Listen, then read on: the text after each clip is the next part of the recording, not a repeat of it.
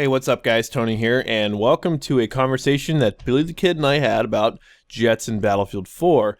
And what I wanted to do is I actually wanted to tackle this topic of jets and just kind of work it out in my own head. I didn't want to do it alone, so I talked to Billy, and he's a fellow jet guy, and both he and I have. Well, he's got probably several hundred hours in jets in Battlefield 3, and I know that I have probably a little over 100 hours myself. So we're two guys who have flown a lot in Battlefield 3. Are we the best pilots in Battlefield 3? No, definitely not. There are guys out there who are far better than us. But I know myself, I'm in the top 20%, 22% in Battlefield 3 in the F-18 and like 27% in the SU-35 for the PlayStation 3. And Billy's probably up there, probably like the top 15% or something like that. So we know how to fly. And so we know the jets in Battlefield 3, and so we just wanted to comment and sort of compare and contrast the jets in Battlefield 3 or Battlefield 4 with the ones that we were previously flying in Battlefield 3. So if you've got some time, sit back and enjoy this conversation. I thought it was a pretty good one. All right, Billy, so I'm curious, like I said, from your standpoint, what are the good points about the jets in Battlefield 4? Good points, I suppose. Well, I can't really see any, to be honest. I mean, there is one good point, I suppose, that is the way they put in the attack jets and the stealth fighters into Conquest. I like that. You know, before it was just, the attack jets on Rush, and you'd have the fighters on Conquest. So I do like that, but other than that, I really can't see much. You know what? I do like that as well. It does. There's a part of me that goes, okay, in Battlefield 3, what I really did like about it was the fact that you had two fighter jets to go on against two fighter jets, and they had a very specific role to play of keeping the air clear for the ground troops, for the tanks and stuff. So from that regard, they had a very specialized role. And then some people, and you were kind of mentioning this earlier, you were really good at shooting and killing infantry, where I really wasn't. My main area that I seemed to excel at was dogfighting for the most part. And now it seems like with the combination of the Conquest and the Rush jets coming together, so the attacking and the stealth fighters coming together, the jets can kind of fulfill the multi roles. You can get the dogfighting jets, and then you can get the ground attack jets as well in there. Yeah, so exactly. I see what you're saying, and I do like that. Now, kind of in retrospect, do you prefer one type of jet over another? I suppose I do like the stealth fighters a little bit more than the ground attack aircraft. Yeah. But all in all, I really don't mind which jet I get my hands on. I know I'll do well in both, and I know the pros and cons of both fighters. I'm not going to go up against a stealth fighter in an attack jet, so I'm only going to hope and pray that the other guy in the stealth jet will keep my tail clear, and so I can do my job. I think that's what they were going for. You know, a combination of the two. So, the stealth fighter will clear the skies, while the attack jets hit ground targets.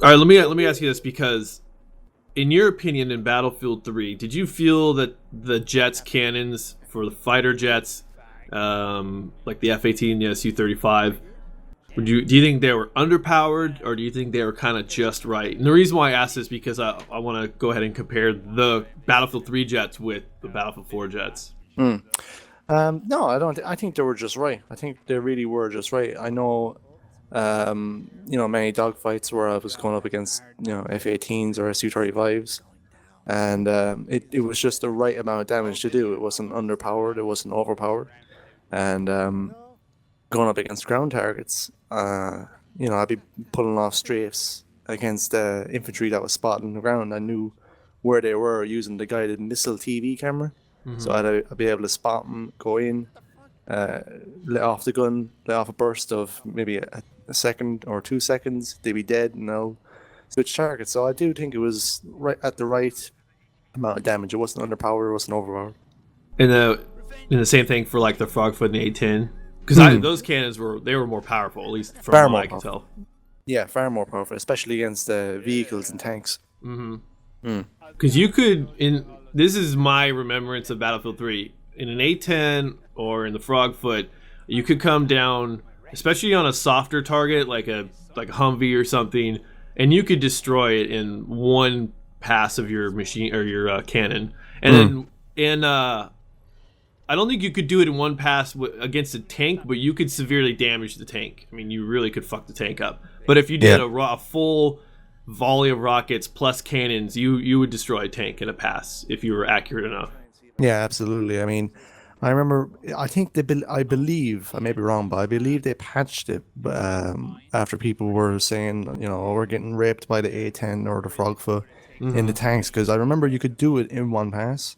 Yeah. Then I believe they patched it because people were complaining about it. So then I think they weakened the cannon on the attack jets just a little bit. So you had to come around again. But yeah, I remember doing that many times. But I have to say, playing with the A10 as little as I have in the BF4, I have to say I think the cannon is a little bit, underpowered. It's not as powerful as in BF3. Yeah, I can agree with that. The reason why I asked that is just because you're right though. They nerfed. I remember they nerfed the Jets cannon damage against infantry specifically because people were complaining about getting killed too easily by jets and strafing runs and stuff.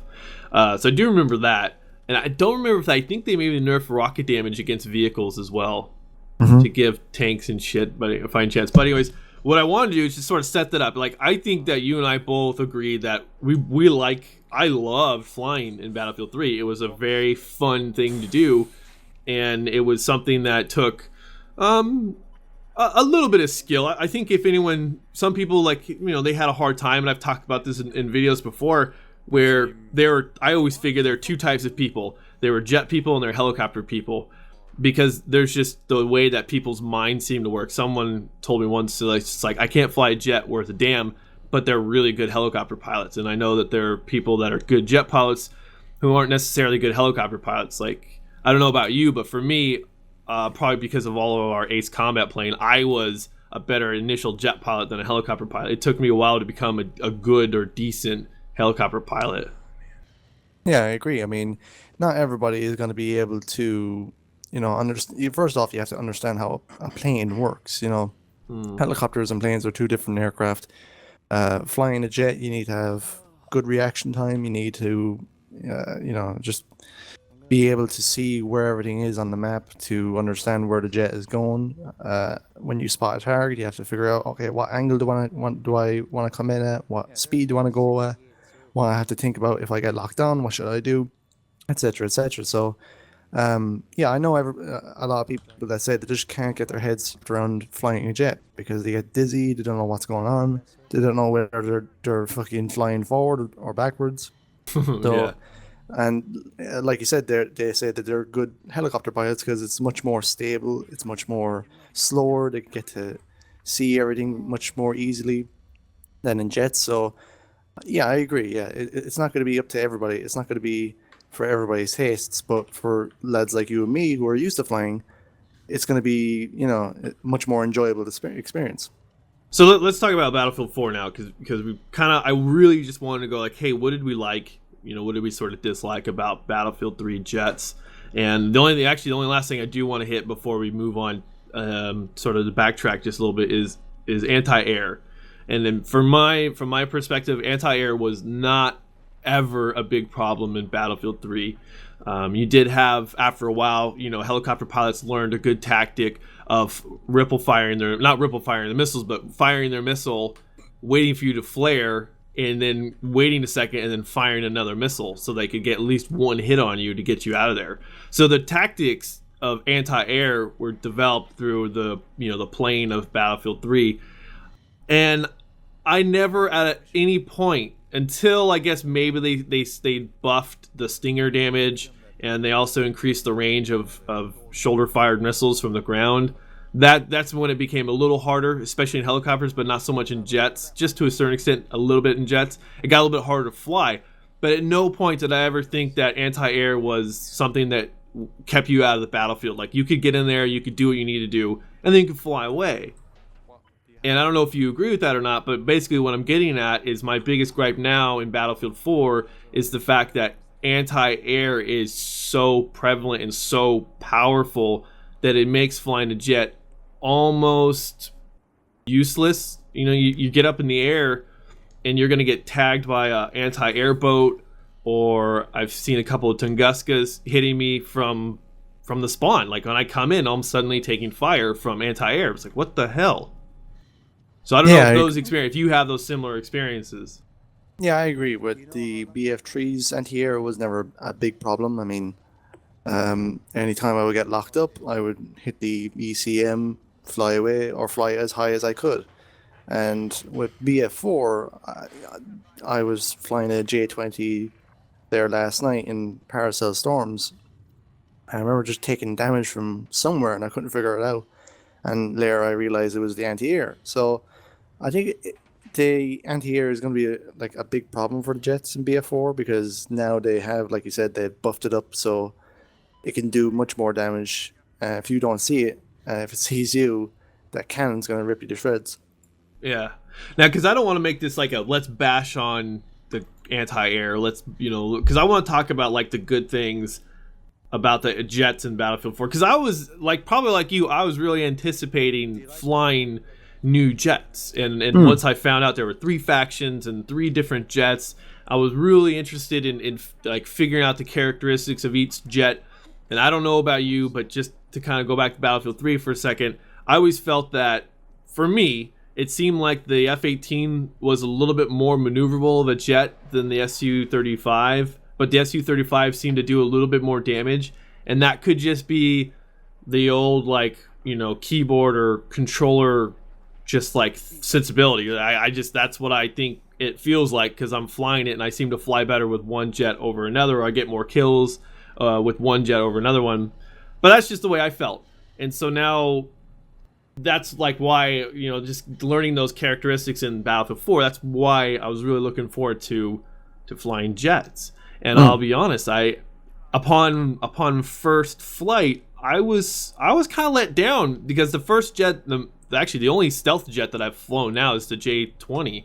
I haven't had a chance to fly the F-35, and I haven't had a chance to fly the Su-50, but the J20 it kind of caught me off guard, because the way the jets handle now, and I think they handle well. I mean, they handle just like Battlefield jets, because I went ahead, and you probably did the same thing, but I bound all the keys to be Battlefield 3 keys, and on my controller.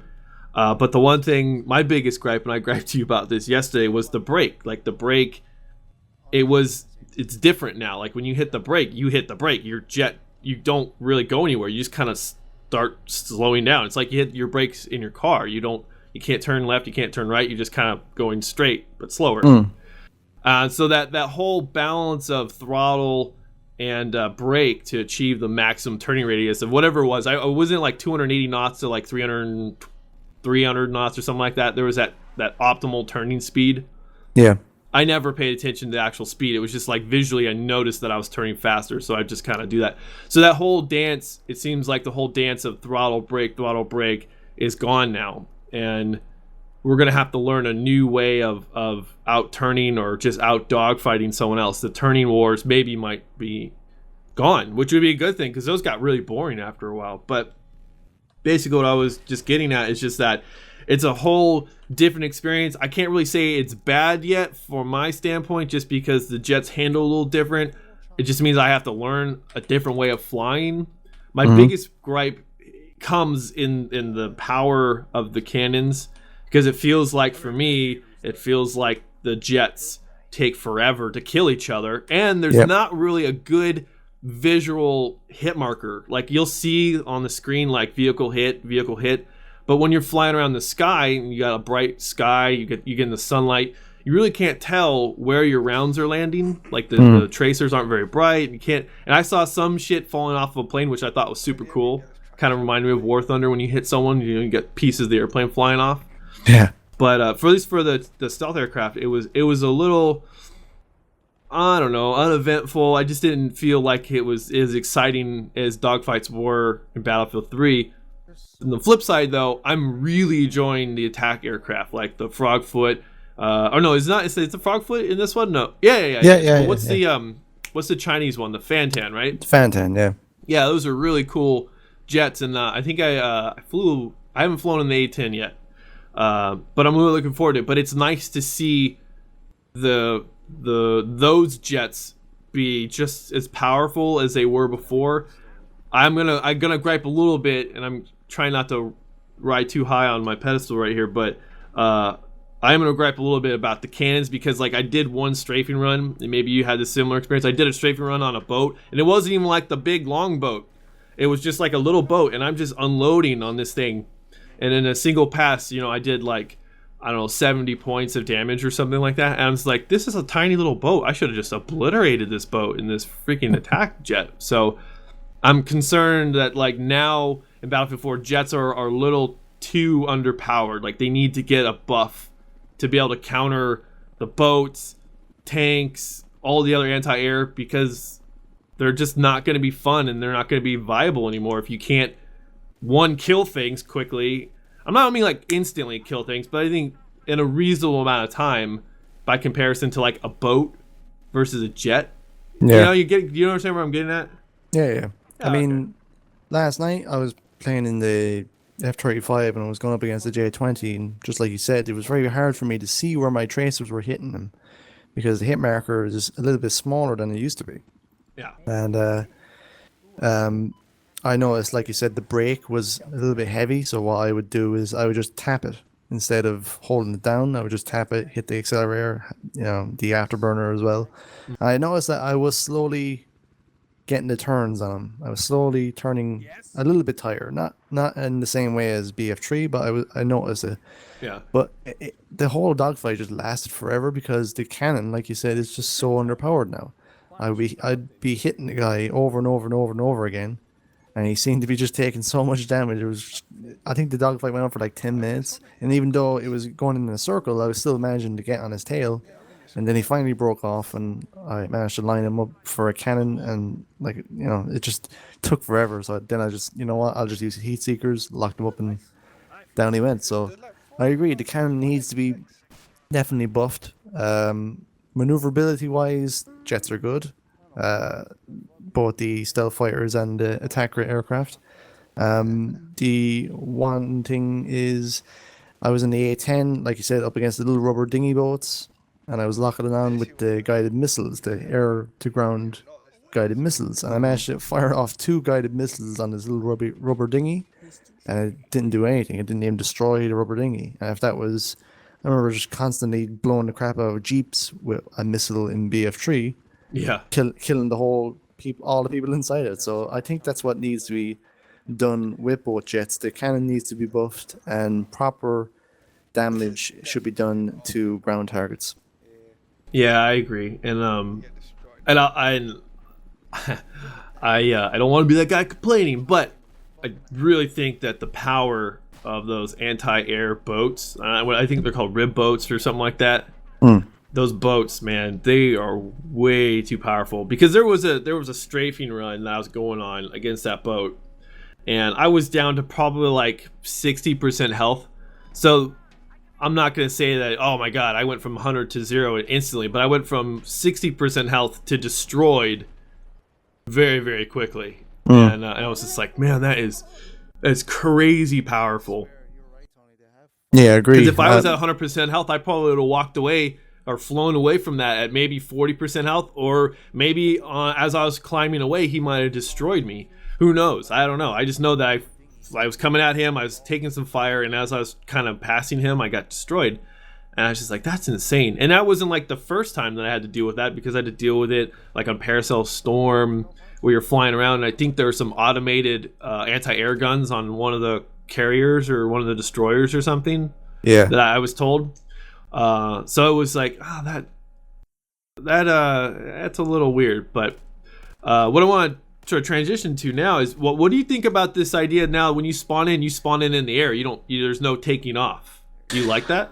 I do and I don't. I mean, I can see where they're going at, because probably people were saying they were sick and tired of the enemy stealing their jets. The last thing you wanted was them stealing your jets, and now you have 4 good jet pilots just raping you on the ground. So I can see where they were going with that, but I still do miss the whole fact that you're taking off and landing. Now you have no option to land and maybe repair your plane, or even though I did that very, very, I don't remember doing that a lot, but I Yeah. did do it now and again when I was disabled near the airfield, when there was no jets anywhere near me. I would have the opportunity to land, and if I was an NG, I could repair. Now I don't have that, so I don't know. I do miss it, and at the same time, I like the idea of just spawning in the jets. That way, there's no way your jets are going to be stolen. Yeah, and it prevents them from base raping you as well.